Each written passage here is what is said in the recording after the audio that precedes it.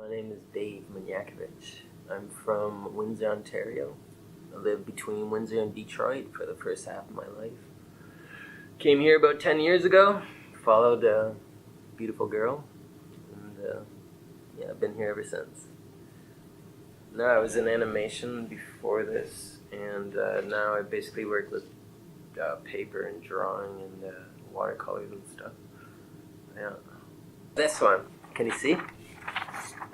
It's called Transfiguration 19 by Jane Martin. I just, the aesthetic, I don't know, I guess it was the color in the beginning. And then it was sort of like a mystery. I was trying to figure out how to, first of all, how to make this with my style, which is mostly drawing and multimedia animation and stuff.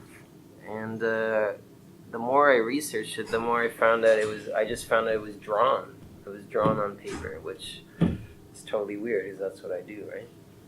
So then my project took a strange turn. Then I was like, okay, so I just have to do the transition between my paper drawings and fabric, right?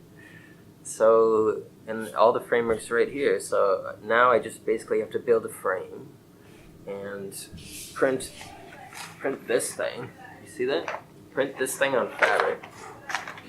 So, and then make it come to life.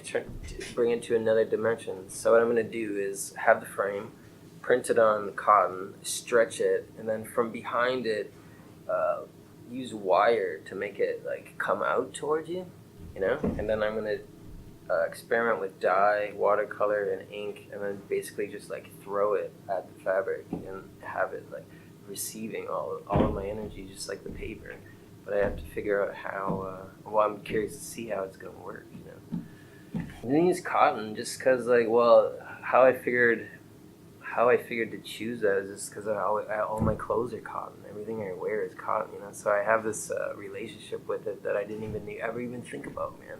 You know. So now I feel it more. If that makes sense. I have a different relationship to it. Do you know what I mean? It's weird.